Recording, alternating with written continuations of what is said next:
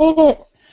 All right, everyone, welcome to episode number 14 of So What Do You Know About Business? This is the podcast where it's happy hour, and we are five women entrepreneurs, and we just talk business and lessons learned, juggling it all while still living a life. So I'm Erin Smith, I'm your host, and the conversation always keeps going over at our Facebook group, which you can find at bit.ly/no-business. And we are also live on iTunes. You can get every episode there, just the MP3 version. If you want to go over and visit us, leave a review and a rating. We would love you forever. If you go to bit.ly/no, and the no is always K-N-O-W, biz, B-I-S, or B-I-Z, can't spell biz. All right, so this is the time where we go around. Everybody tells us who they are, what they're drinking, because it is 5 o'clock somewhere and it happens to be Central. And today we have a very special day because it's Miss Chandra's birthday. So the birthday girl has to go first. Happy birthday to, 28 now? Is that right? I am 41 and proud. I love every year that I get. It's another moment is a gift, right? To do something bigger. So 41 today. God. Not even halfway there. I figure if I live to 100, I still have another 10 years until I'm halfway there, right? So I am Chandra Achberger, and so happy to be here. I love Thursdays because of this show. Thank you, Erin. And I am a serial entrepreneur, currently trying to give a go at my artist thing, and now back into a little bit of coaching, apparently, after Raffapalooza. So I always seem to fall back into coaching. But you can find me at Chandra A Inc. over at Twitter or chandrainc.com, and I am drinking whiskey. I'm drinking Whistle Pig whiskey. It's my absolute favorite whiskey, and if you guys are looking to sponsor a show, this is a great show to sponsor. Good whiskey. Awesome. You get back on the wagon and you're not fooling around. Or you fall off the wagon, I should say. You're not fooling around. All right, Miss Megan, you are next.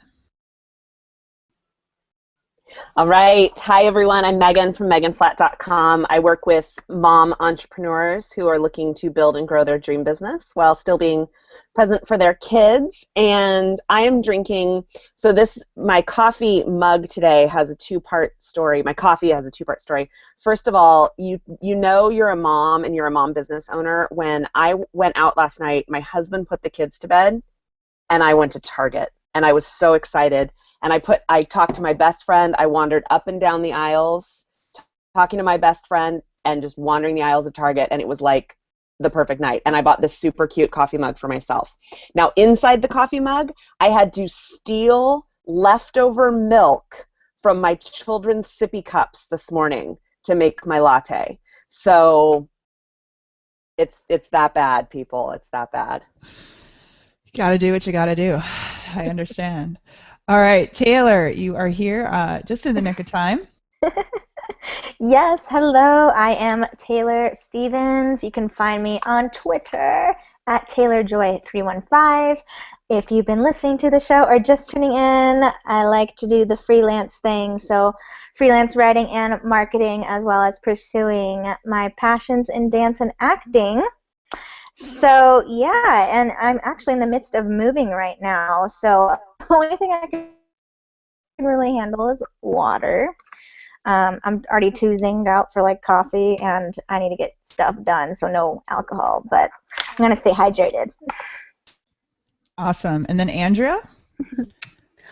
My name is Andrea Trevelyan. I am over at takeasmartstep.com, and I do small business coaching, specializing in finances and structure and getting small business owners to retirement. And this week I am drinking a blend white wine from Italy. There we go. Awesome. And again, my name is Erin Smith. I'm with the Starters Club, where I basically help people start and grow their businesses. I, too, have fallen off the wagon. I'm back to wine. I actually have a funny story. So I fell off the wagon last Friday. I was really upset after my conference, and I met this really great guy at the bar, and I'm obviously engaged. So I texted my friend and I asked him if he'd be up for any long like distance talking. And I texted my friend and I said, I've met this really great guy. You got to meet him. So they're talking, and then she like sends me a message like a day later, and she goes, "You forgot to tell me you met this guy at the airport bar." I'm like, "Sorry, but he's really good." So hopefully this works out. I'm really, really excited about this. So drinking has its benefits, and my friends benefit from it too. Okay. So this week, I want to talk about a particular topic because I've been thinking about it a lot. And usually we go around and talk about lessons learned, but we've been really liking the format, too, of particular topics. And I know Andrea had mentioned something similar about, really being shady when it comes to business, maybe lying about stuff. And I thought about a lot because of last week I was at this boot camp. And I'm going to be very vague and be very careful about what I say because I don't want to throw people under the bus. I don't want to bash people. That's not my intention of this at all, but I just came across things that I can't say I agree with. And I'm wondering if I don't agree with them because I'm Erin or because I'm a woman. And because of these things, are we always hindering ourselves as entrepreneurs because we are women and we kind of approach things differently? So a few of the things that kind of took me aback were partnerships is one. So I agree with partnerships. I will affiliate for someone all day long. If you want to put me, if you have a product you want to sell and I'll send it to my list, I have no qualms with, there's nothing wrong with that. But there were things of, I was talking to a girl there and she has services where she helps people with social media. And I said, I really want to talk to you because I get asked this all the time. I need people to refer to. And she goes, "Oh, well, I'll give you 50% of it, everything." And I'm like, "I don't want your money." I'm like, "I just need you to take care of my clients. That's all I'm asking. Like, I'm not looking for a cut of this." Or there were situations where if, like, let's say Andrea came to me and said, "Hey, Erin, I've got these clients who they're a couple of moms and I really need a great coach for them. Do you know somebody?" And if I were to say, "Oh, Megan Flatt's your girl, like you should connect," not only would I connect you guys, but I would take 10% of every deal you do. Which there's just these things that feel wrong to me. Like there's networking, there's partnerships, and am I not being a good business person because I feel like there's a point of enough, or do you try to take advantage of money? Obviously these guys are making more than I am, so maybe do I need to go that? And then the third thing was this whole, I watched a sale of a program happen, a sell from the stage, where I would probably venture to guess about 30% of the people who bought the product had no idea what they bought. The guy was just that good at selling. And there was one person who blatantly told the back table, "I have no idea what I'm getting. I just need to give you money."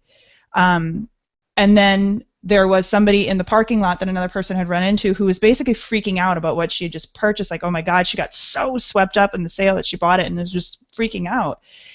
And there was this kind of proud badge of honor that they were able to swing something like that, and people didn't even know what they're buying, but they were buying it. And to me, that's just dirty and wrong. Like, I would rather not make that money and wait until you're sure. So my question becomes, is it a woman thing? Are we shooting our, will men always be the prominent ones in business and entrepreneurship and sales because they are okay with doing these tactics? Or are we shooting ourselves in the foot by being women? Or maybe it is just a me issue. So I say we go around the table and talk about this issue because I find it very interesting. I've been thinking a lot about it, and I'm like, do I need to stoop to this? And I'll be honest with you. Oh, I'm frozen. I'll be honest with you. I sent an email to a friend of mine who does speaking, and I said, if this is what the speaking world is, I don't want a part of it. Like, I just feel wrong about this, and I discovered it's not all that way, so that's good. So Chandra, I'm going to go to you. Would love to hear your opinions, your thoughts, and we'll start from there. I would guess. So I guess I'll work from the backwards up. So there will always be snake oil salesmen, right? Like, if there are certain people who are just born with the ability to sell and enjoy that, and also enjoy, unfortunately, like the evil part of that. Like, they enjoy pulling one over on somebody. Like, that's more the competition to them. They're just like, they need to get the, whether it's $2 or $2 million, like, they don't care. They're going to do that. And that's like a lifestyle choice, right? That's like who you choose to be as a person, and at the end of the day, you die alone, and you have to live with that, right? Like, those people are not going to be happy 20 years from now, and I'm not that happiness. Oh, success is a lot of things rolled into one, but that's the type of person, company, mantra, whatever, that always needs. That's the bad type of needing more, right? Like, the goal is $10 million sales this year, and then, like, okay, we hit that. What's the next goal? Who can and they don't care who they're serving. They don't care where the benefits, like the benefits that the people that they're trying to help, like, they just need more and more new people.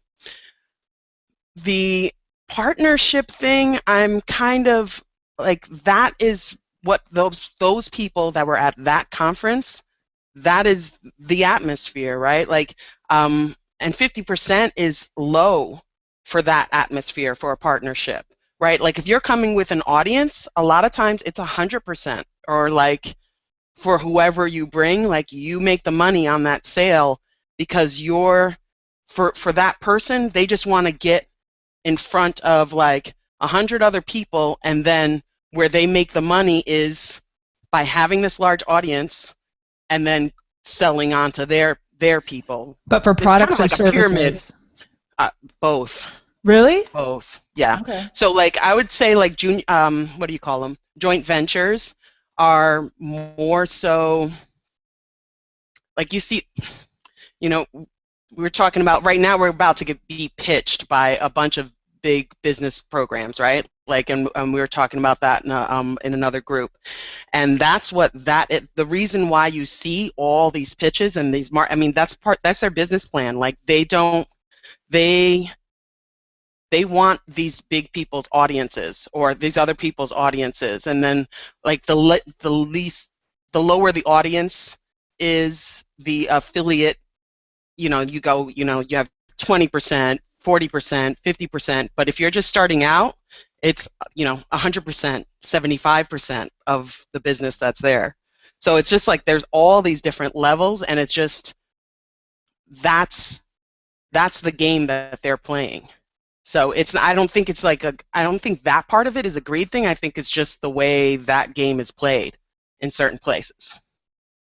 But my question is, do you play it? And the thing is, like, I'm willing to pay somebody all day, but there's referrals to me, and then there's partnerships, and I will, if you do a great job, I'll refer you business all day if you are taking care of my people, and I don't want your money. I want you to serve people that I give you. And that's where the line that I can't figure out where to draw that line. And it's also the crowd, like, it's the audience, right? Like, know your audience. So, like, I'm guessing a lot of people at the conference you were at aren't in the super duper value driven industry. Like, they want to see, they follow people through their careers. Like, there's certain pockets, right? Even within the B2B area, there's, like, to corporate or to whatever, where it's just, like, kind of about the money. And then there's this, like, other pocket where it is more lifestyle, and people want to see you become friends with your clients. It's like the smaller end, or you have a community that's built and you grow with them and you want to see the value go with them. And that's just basing who your ideal audience is, who you want to work with, whether you want to sell them or you just want to sell them, get them what they asked for, and then leave, right? And never talk to them again. So there's just there are no rules, and it's really hard to I think it's really hard when you start business to see them, to be like, okay, well, this person was super successful doing this, but, like, you have to look deep into it and be like, well, would I be comfortable selling like that, or is this right for me and what I want in my plan? And a lot of times it's not, and it's also, the game is changing a lot. But as far as, like, referrals and why can't I say it, joint ventures, there's just so many different levels and ways to do it, and you just have to find someone. They're like marriages, mini marriages. You have to find people that core values are the same, and you guys can work together. So, I don't know. Yeah. That's answers Megan, it. what's your thoughts? And you guys can interject along the way. You don't have to, I mean, feel free to chime in. But Megan, you go next. Yeah. Okay. So I jotted down 3 points because I was thinking about this when you presented this idea to us before the call, and then now I have some ideas kind of around what we've been talking about. So I think the first thing is, this is what I was thinking about before the call, is just like who your ideal client is, and it kind of almost works the opposite way too, like who your ideal service provider is, so to speak. And I really prefer to work with women. For a couple of different reasons, on a couple of different levels. If I'm hiring a business coach, I feel like they're going to have a similar, my audience is women, so I feel like a business coach is going to be able to coach me better, kind of coming, understanding that vein. I also just like to support women. I find when I go to Fiverr or when I go to Odesk, I want to hire the woman, in the Philippines, or I want to, I want to support other women. I want to support other women business owners. So I just have a tendency to, plus I just feel like I relate to them. So I want to, and, I want to hire other female business owners when I'm doing business. With that said, though, this is the other thing that I was thinking about today. My husband has been in kind of corporate business for 25 years. He has a brick and mortar style business, and sometimes it's really helpful. Sometimes it is not helpful at all, and it annoys me. But sometimes it's really helpful to go to him with something that's going on in my business and get his perspective, because he's in a completely different space and industry than I am, and he does come at it from what I think is kind of a more male perspective. And sometimes, like I said, sometimes I'm like, no, you're wrong. You don't know what you're talking about. But sometimes it is helpful to get a really different perspective on it. But it's interesting what you're talking about, like, should you be getting a cut? And I'm really curious of what Andrea is going to talk about, because I know that she's all about kind of making your business leverageable, and what's your exit strategy, and how are you going to step away from your business when that time comes. And I think those are the places where we as women and as service providers and as heart-centered entrepreneurs probably do fall down a little bit, because right now, I mean, I have a coaching business. I don't really have anything to sell. I don't really have anything, yes, I have some products that I've created and some things like that, but I don't really have a model that I can walk away from. And I did take a business coaching course from a man, kind of bucking my system. And I will tell you, I didn't love it. Because he was giving a lot of this advice that you were just talking about. And while I totally see the business sense, like, yes, if you are getting 10% from 30 different people that you referred out, then you're sitting on a beach while that money's rolling in. Like, I get that math, but it's really hard for me to think that way. I mean, other than the sitting on the beach part when money rolls in, like, that sounds good, but it's just not where I want to be in my business right now. And yeah, maybe that's gonna, screw me in the long run, but. Yeah, but not all businesses are for sale. Like, I know you can't go into every single business thinking that you're going to sell it, right? Especially when you're a personal brand.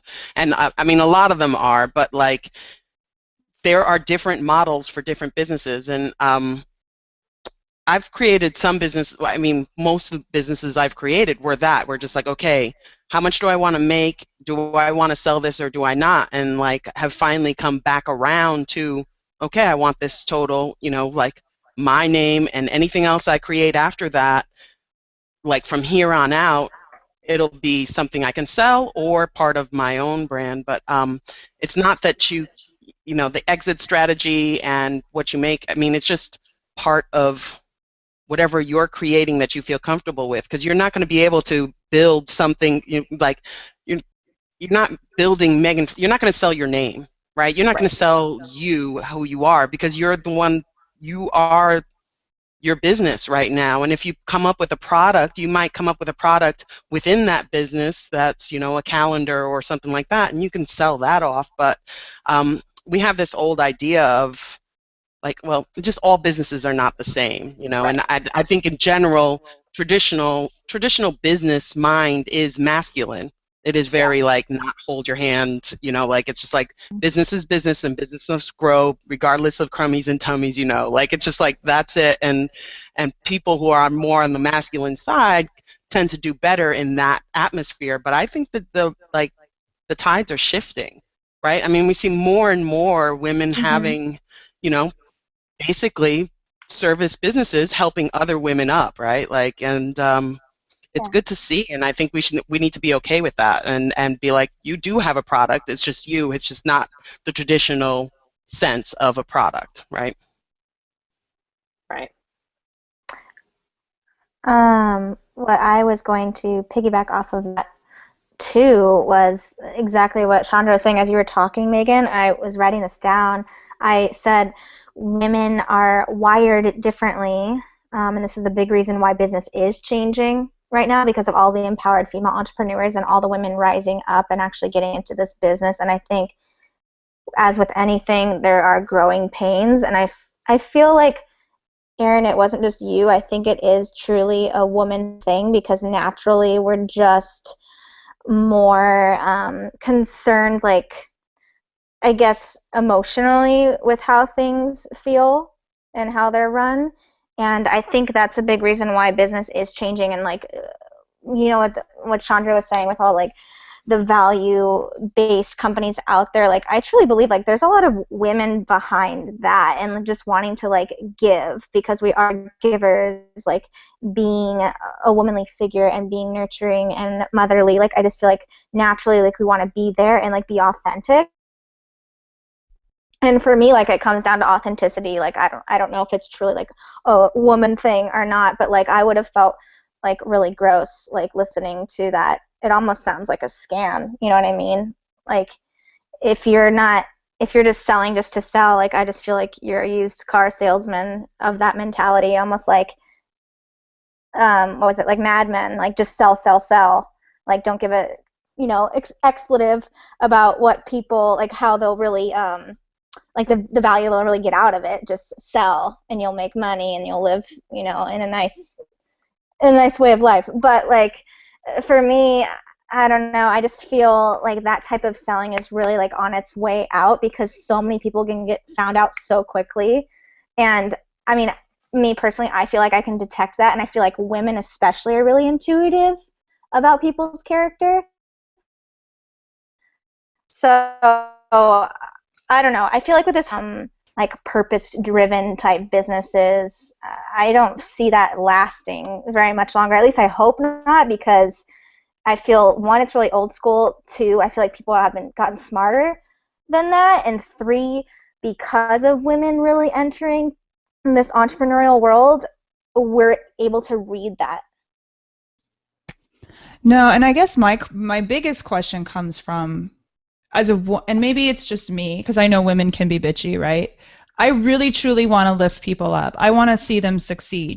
Even this podcast, I could have emailed, I'm like, I'm going to put together this podcast. I'm going to charge you guys, I'm going to promote you, and I need $100 a month for you. That's just not who I am. I mean, I guess there is a business opportunity behind it, but there's a point where, like I said, I'm all about partnerships, but then there's a point where it's like, can you help somebody without taking a cut?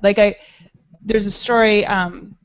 My first business was a pet sitting business, and this guy, his name is Aaron Stewart. If you are in the Dallas area, I will promote the crap out of him. He's incredible. His business is called The Educated Dog, and he came in and my dog is here because of him. She bit him. She was crazy, and most trainers would have said put her to sleep, and he was like, you can fix this. This is just going to take a lot of work.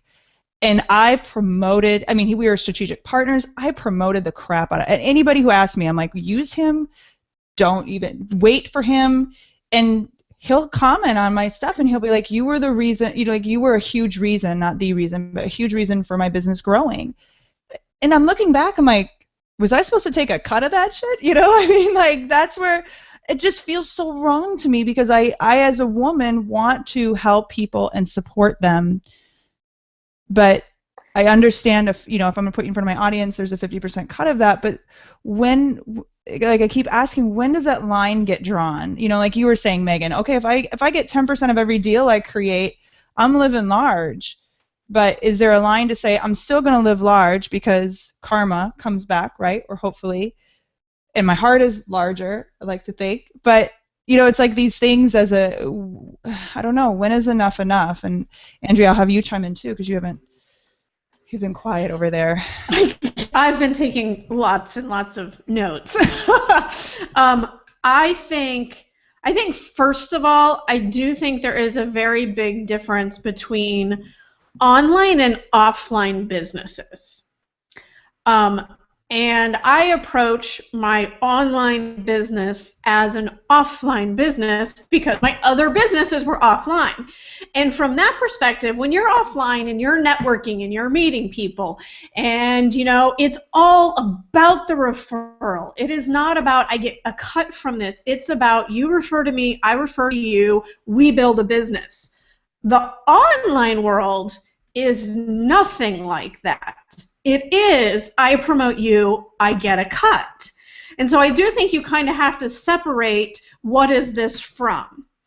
And then as far as like the woman versus man thing, I know a lot of really sleazy ladies, like really sleazy. And on the online world, and I know one very big female who charges people to speak at her conferences. And, I think the people that are big in the online world, it's because they're kicking everybody a little bit of money. Now, to me, I'm okay with taking a referral or paying a referral if it's disclosed to the person I'm saying it to. Like I'm like you. I want the absolute best for everybody. I will give you the world if I could.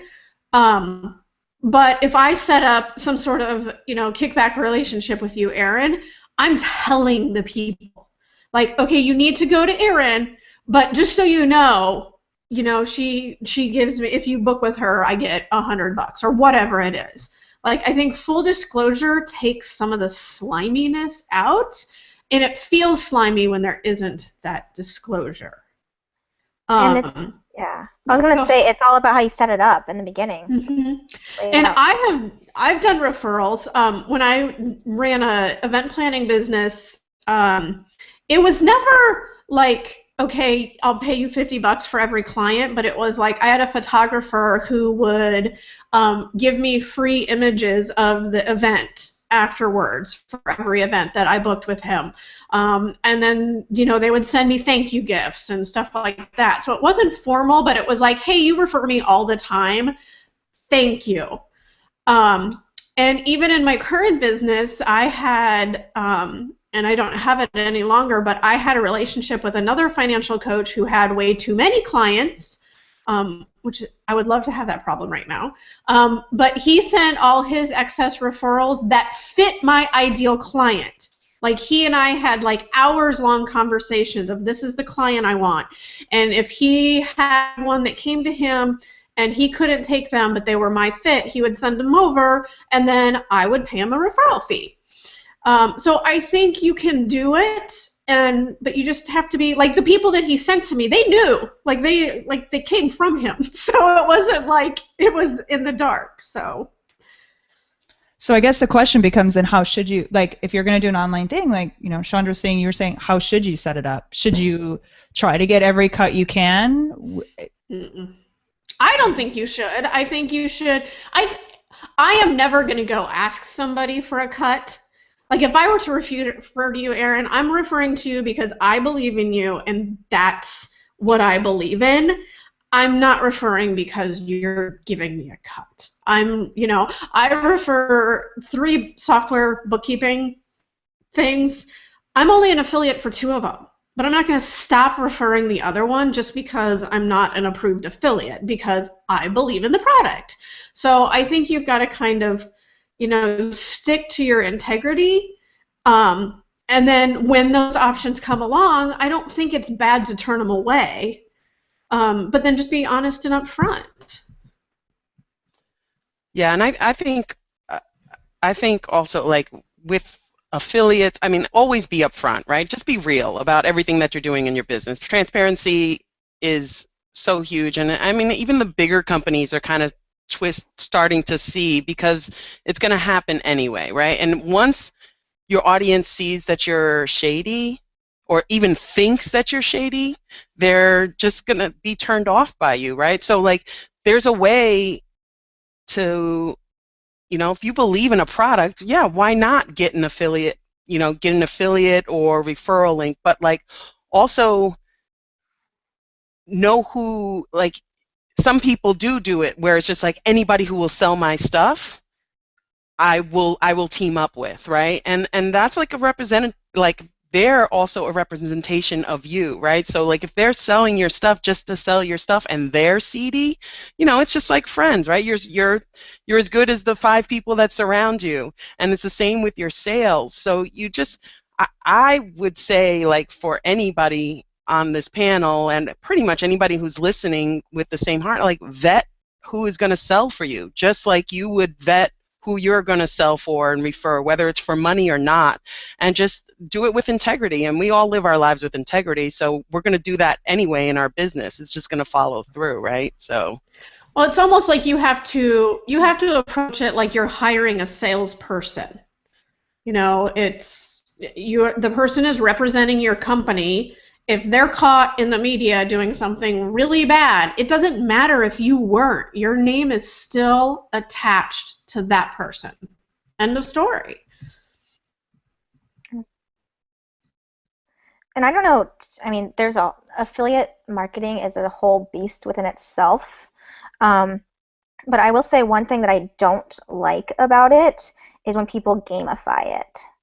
And when they set up this whole scheme, I feel, basically, of, if you sell this many, like, this is your prize, and this is what your commission would be if you sell this many, because then it just becomes about money, money, money, not about what are you truly selling and what's the value in it. So that's what kind of pisses me off about that world. But I think that's a very woman view versus a man view. I mean, not to get, it's like, do I have... Well, a woman set that up, though. I was just going to say, one of the biggest women in, the business. I probably know who you're talking about. That is her strategy, and you just do need. Mm-hmm. I mean, yes, everybody needs to make money. Everybody wants to make money, but you have to decide up front, like, how you're going to do that, and whether that reflects who you want to be, right? Like, I look at a whole clan of people who have tons of followers who like are worshipped in the online business world, and I'm just like, I mean, they're just a group of friends who just promote each other, and that's how they got, and they just keep on going, like, further and further out, and I'm just like, they've never really had a successful business beforehand, right? It's just like all talk, and it's just like they just will have anybody sell their stuff, and the more, like you said, Taylor, like, the more you sell, the more you get, and that's fine. That's that. If your goal is to make money and that is your only goal, then you are successful in that, right? But if that's not going to fulfill you and your business, and that's not your measure of success, then you need to look at another way, right? And do it a different way that incorporates your values. Well, and I don't remember who said it, but it also comes back, if you're using this system and doing the referral thing and the affiliate thing, and your products and services are crap, guess what? Your reputation is gonna leak out. People are gonna know it's crap, and there's always another round coming back in, but kind of like Erin said, I would like to eventually think karma would catch up with them, but crap is crap. Yeah, but I don't know. Like, the online world is just so interesting to me, because I feel like there is a lot of crap.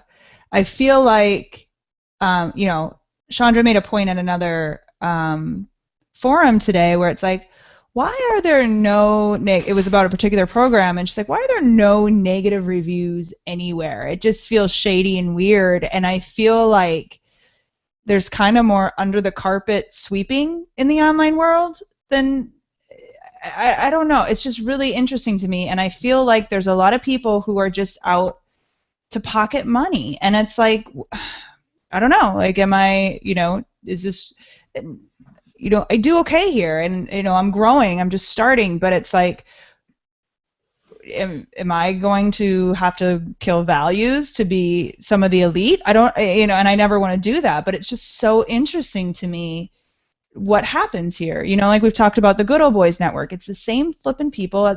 Is it because, or like Andrew was talking, am I going to an event to see what I believe are the best speakers, or is it because they've written the highest check to that person?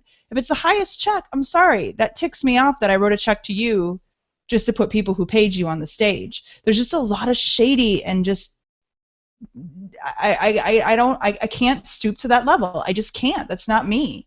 So it's actually I have been really thinking long and hard in my business lately about going back offline and spending a lot more time at the networking events and doing live events and stuff, because it is a very, very different marketing climate. And it's a game of numbers. It really is. And then people do not know how much the system is gamed, right? Like, so people looking in, and that's why, we're talking about one of these big programs, and you don't see the bad review because they're hidden. Not even. I actually, one night, about a year ago, maybe 2 years ago, I went through, and I went like 20 pages deep in Google.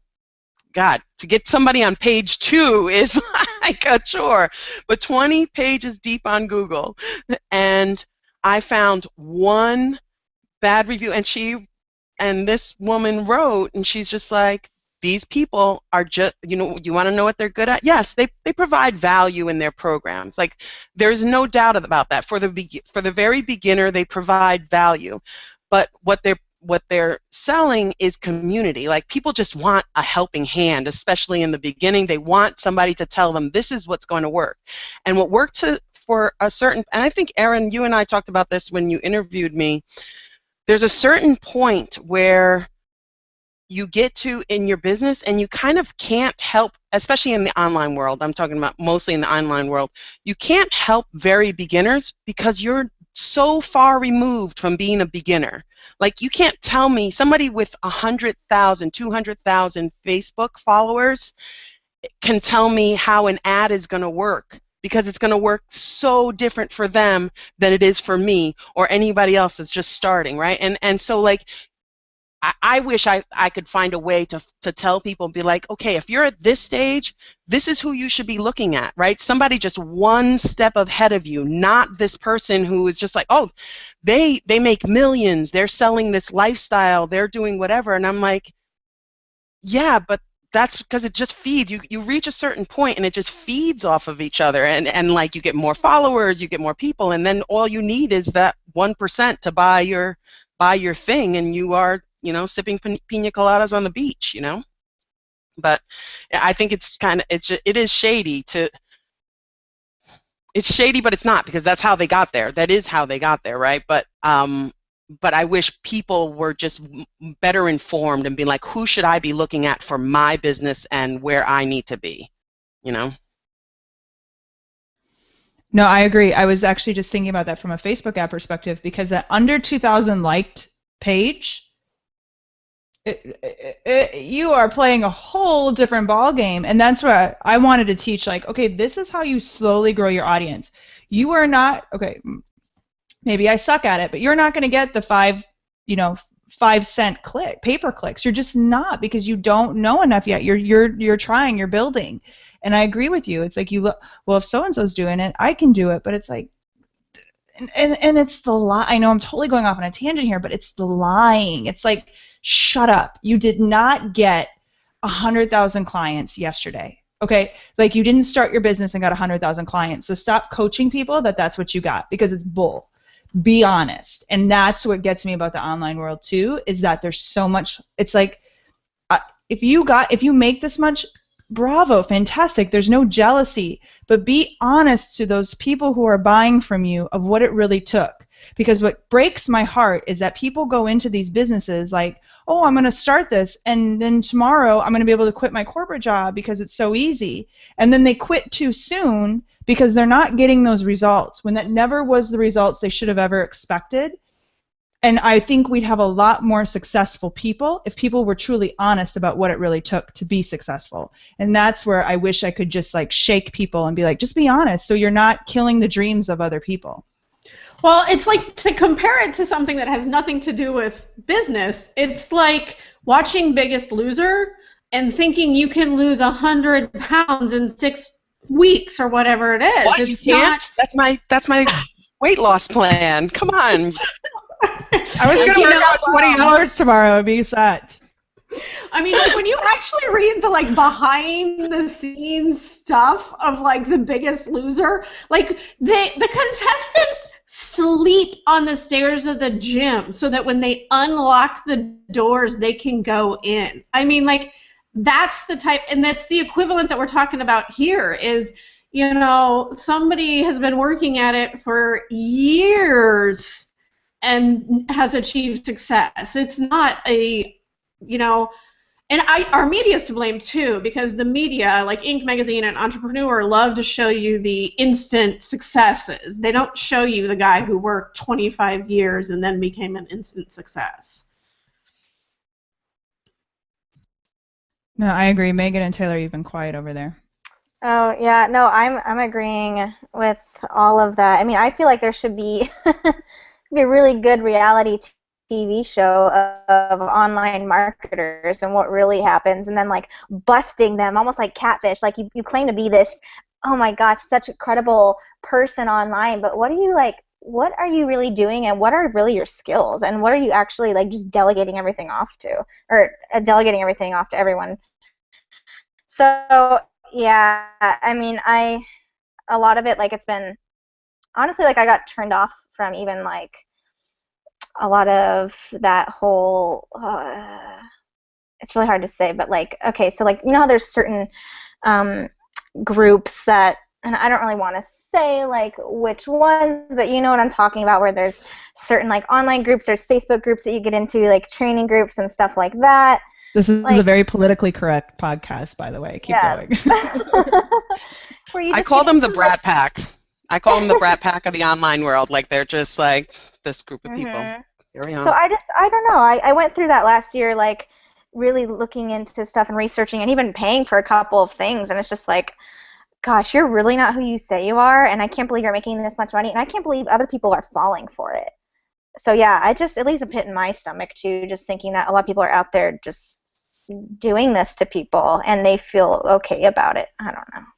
I don't know though, but do you think that is unique to the online world? Because I feel like we all, like, what, you know, if you're watching the video right now, like what you see behind me is what I want on screen, and I've shoved everything else off to the side.